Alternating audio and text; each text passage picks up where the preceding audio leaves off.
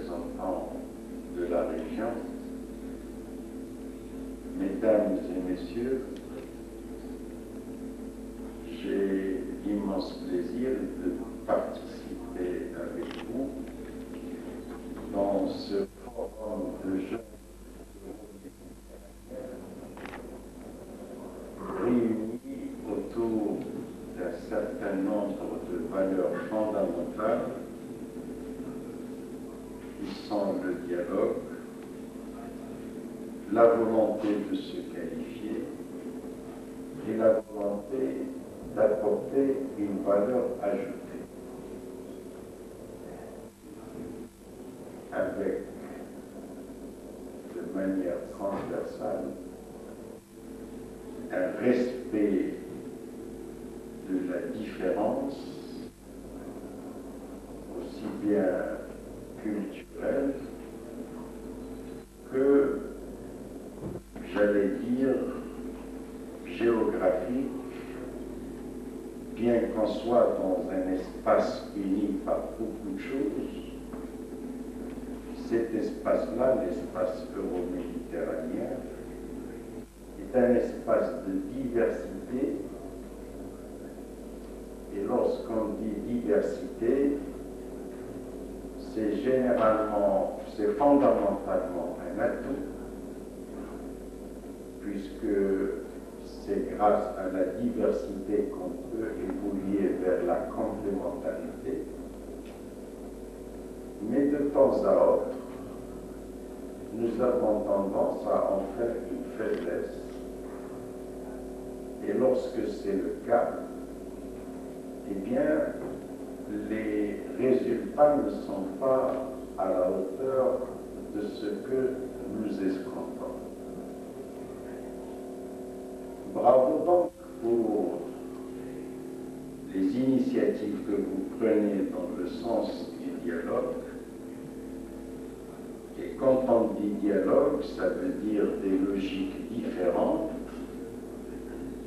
mais avec la volonté de converger vers ce qui unit. Bravo aussi pour votre prise de conscience de la nécessité dans le monde d'aujourd'hui, j'allais dire, d'actualiser le savoir et les connaissances, même sur la démocratie, les droits de l'homme et un tas d'autres repères tout à fait importants, mais qui passent, il faut le dire, par une phase où il faut se poser des questions. Où est-ce qu'on va? C'est la condition sine qua non pour apporter des valeurs ajoutées, ne pas se contenter ni du défaitisme excessif, ni du triomphalisme excessif. Nous sommes dans une situation où nos atouts ne sont pas suffisamment mis en valeur. J'ai, avec les organisateurs de cette journée, décidé de vous parler de la dimension citoyenne du développement durable. C'est le rapport du Forum mondial de l'environnement. Et ce développement durable, il est défini en fonction de la satisfaction transgénérationnelle des besoins de tout le monde. On a mis 150 ans pour arriver à cette définition, à ce consensus. On a mis 150 ans. Il y avait deux écoles. Une école qui disait que le développement, c'est le résultat de la croissance économique. Autrement dit, on peut faire pression sur les ressources et les réceptacles de vie. Et grâce aux produits de croissance, on va réparer et garantir le bien-être des populations. Ça, cette école, c'est ce qu'on appelle l'écocentrisme. L'école qui a défendu cette manière de voir le développement. Bon, à côté, en face de cette école, il y avait une autre école qui s'appelle l'écologie profonde, Alors celle-là, il disait que le développement, c'est ce que la nature autorise. Autrement dit, vous ne pouvez pas faire pression sur les ressources et les réceptacles de vie de manière anarchique. Vous devez vous conformer avec ce que la nature autorise. Or, bien entendu, c'est la première école, l'école de l'écocentrisme, qui a triomphé.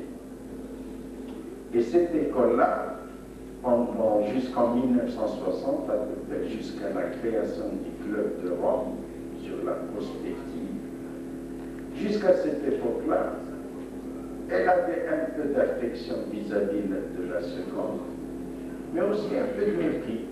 Sauf lorsque la nature a commencé à se révolter, eh bien, on était bien obligé d'écouter la seconde école.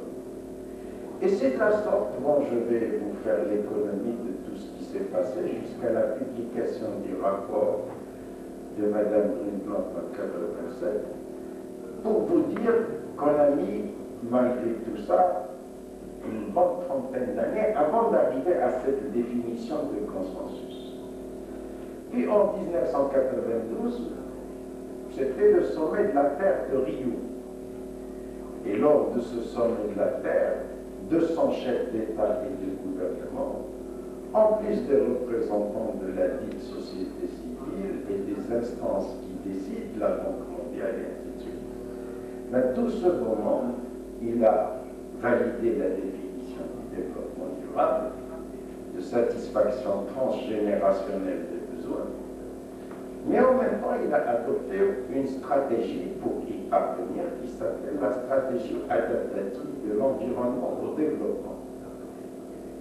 Ça, c'est la stratégie signée par tout le monde. On remarquait avec moi que l'environnement ne peut jamais s'adapter, la nature ne peut jamais s'adapter aux volontés humaines. Et que le choix de cette stratégie, il est assez énigmatique, il y a un gros point d'interrogation. Comment le monde entier s'est-il, disons, comporté pour arriver à définir une telle stratégie? Bon, inutile d'aller plus loin dans l'analyse de ce qui a été fait. Mais ce qui est sûr, c'est que si vous prenez la déclaration finale du mois de juin dernier, dite Rio plus 20, c'est-à-dire l'évaluation de ce qui a été fait depuis 20 ans, vous allez vous rendre compte dans cette déclaration qu'on reconnaît l'échec total. On reconnaît l'échec. Le monde entier, au lieu d'aller vers la satisfaction des besoins intragénérationnels, il est allé vers la majoration des disparités spatiales et sociales. Et au lieu de préparer le monde pour que les générations futures puissent satisfaire à leur tour leurs besoins, il a délapidé les ressources et les réceptacles de vie. Si on considère le protocole de Kyoto, par exemple, sur la réduction des émissions de gaz à effet de serre, on va se rendre compte qu'au lieu de revenir de 5 à 8% comme c'était prévu de ces émissions de gaz à effet de serre, on a augmenté de 35%. On a été bien obligé de tourner la page du protocole de Kyoto déjà en 2009, lors du sommet de Copenhague. Et par conséquent, et ce n'est pas pour être alarmiste ou pour être, disons, négatif, au contraire, c'est pour prendre conscience des problématiques et pour revenir à votre rôle, vous les jeunes aujourd'hui, pour revenir à votre rôle dans la sauvegarde de l'avenir, qu'il faut dire des choses. Le monde, durant les 20 dernières années, n'a pas réalisé le développement durable, il a réalisé une régression durable. Autrement dit, si on considère le bilan des déficits planétaires globaux, et si à l'intérieur de ces bilans, on regarde du côté des disparités spatiales et sociales, ben c'est exactement l'inverse de la définition du développement durable. Et donc, la question qui se pose est une question véritablement embarrassante. Alors maintenant, je m'adresse aux jeunes que vous êtes. Il est évident, absolument évident, que vous devez vous inspirer des expériences du passé pour découvrir autre chose. Parce que l'orientation dans laquelle nous sommes aujourd'hui n'est absolument pas l'orientation qui permet à vos enfants et à vos petits-enfants, de satisfaire leurs besoins. Nous sommes à Safi. Safi est une ville de 120 000 tonnes de sardines par an il y a à peine une trentaine d'années. Moi, je venais ici à Safi, je me souviens, on était tout gosse, et on allait vers le port où il y avait des pêcheurs qui nous donnaient gratuitement des sardines et des choses comme ça. Et on était tout heureux d'aller au port de Safi, l'ancien port de Safi. Tellement les choses étaient abondantes, la mer était poissonneuse, et ainsi de suite. Mais imaginez-vous que la même chose, si on regarde le Maroc, le poisson dans les mers marocaines, c'est aujourd'hui, par rapport à 1960, c'est un poisson sur 5. 4 poissons sont déjà partis aujourd'hui pour la mer marocaine. Si vous prenez la question de l'arganier, qui est une fierté marocaine, l'arganier, c'est 800 000 hectares il y a 60 ans, et depuis 400 siècles, c'est 300 000 hectares aujourd'hui. Si vous prenez nos villes, et je profite de la présence de aujourd'hui, bon, il y a certainement quelques améliorations du niveau de vie, il y a quelques améliorations de la consommation, et ainsi de suite. Mais si vous considérez les problèmes de la pollution, il y a des problèmes de santé. Si vous considérez le problème de l'anarchie urbaine, il y a des problèmes de transport. Si vous considérez la question sociale, il y a une spéculation foncière absolument inadmissible.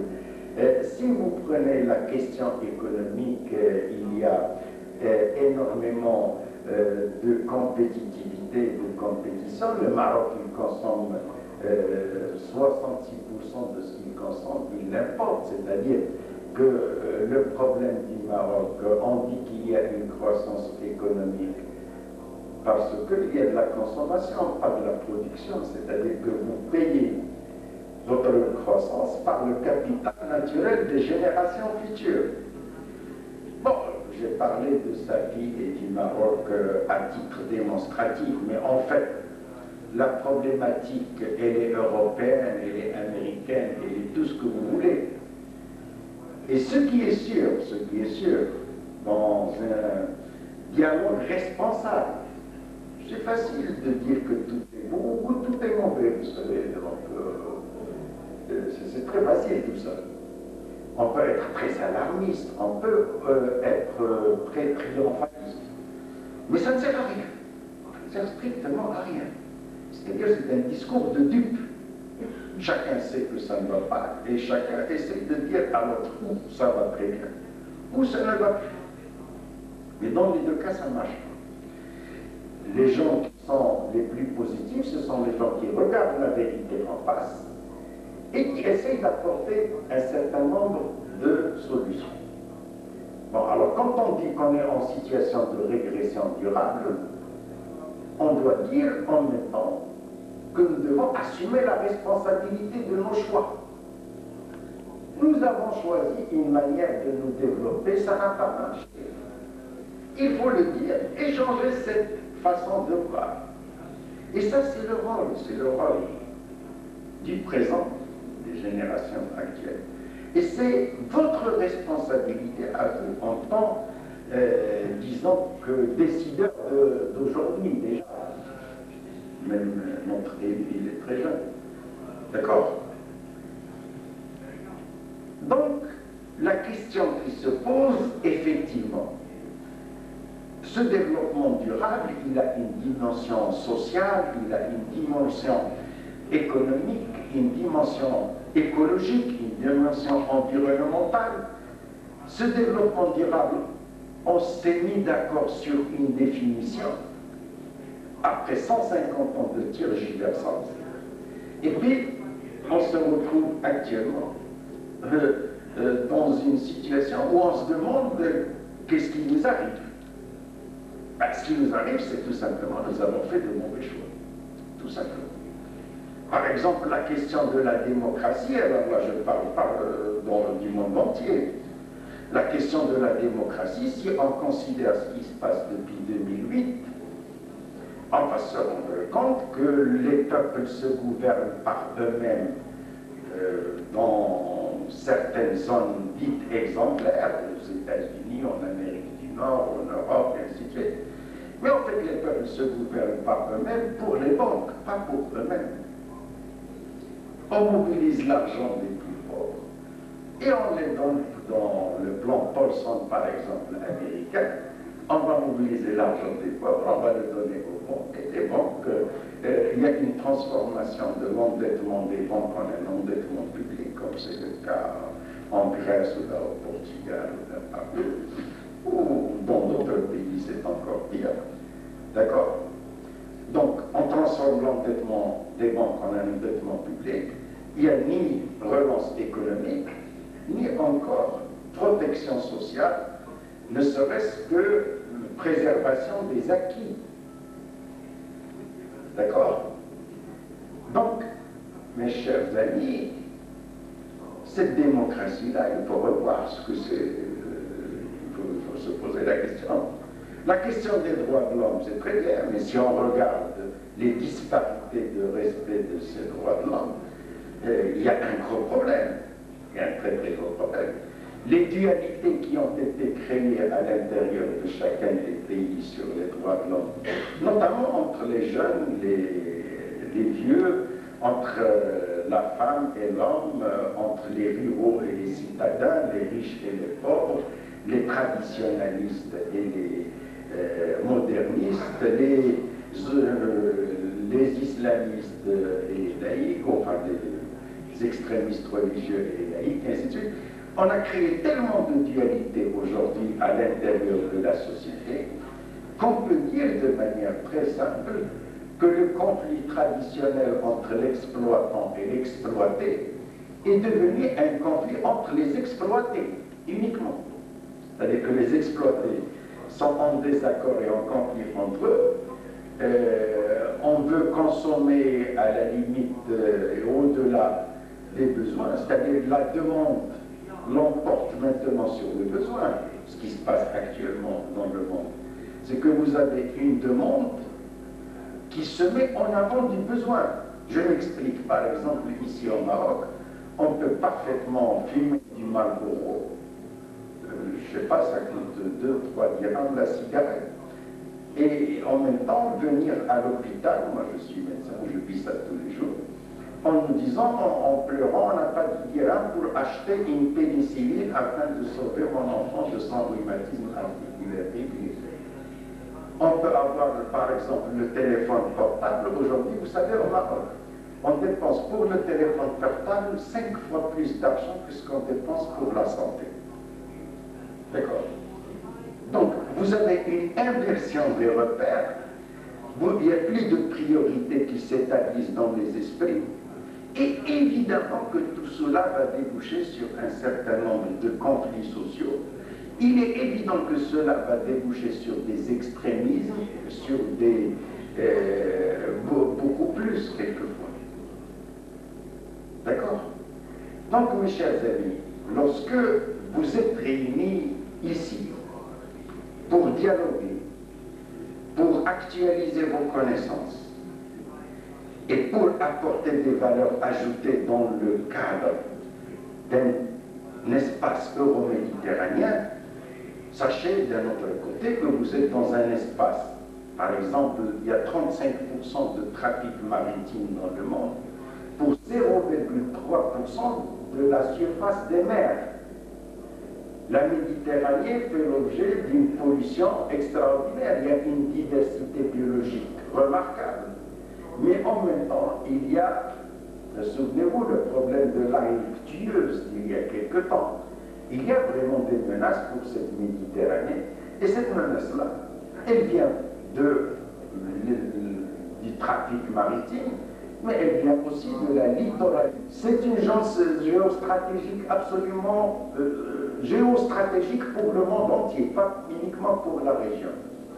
Mais mes chers amis, vous les jeunes euroméditerranéens, vous avez une sacrée mission à accomplir. Et surtout,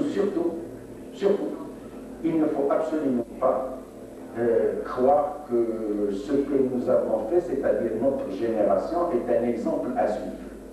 C'est à vous de trouver l'alternative heureuse. C'est à vous, disons, de vous instruire auprès des élèves, pas pour apprendre ce qu'il faut faire, pour apprendre ce qu'il ne faut plus faire. Nous, ce qu'on peut vous dire, c'est ce qu'il ne faut plus faire, pas ce qu'il faut faire. D'accord? Alors ça d'un côté. De l'autre, en ce qui concerne cette citoyenneté, ben, la citoyenneté, il y a des valeurs universelles à respecter, ça c'est clair, mais il faut absolument que nous tous, du Nord comme du Sud, nous sachions que la diversité dans la complémentarité, c'est également la diversité des territoires et des cultures, et qu'il faut absolument respecter la différence culturelle, ces histoires de mondialisation qui veulent unifier les comportements partout dans le monde, c'est contre l'intérêt du monde entier.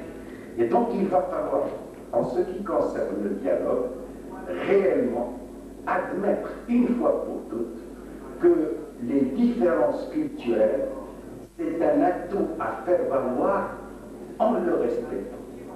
Et c'est cela qui fera de la citoyenneté une notion à la fois commune, plurielle, mais également diverse.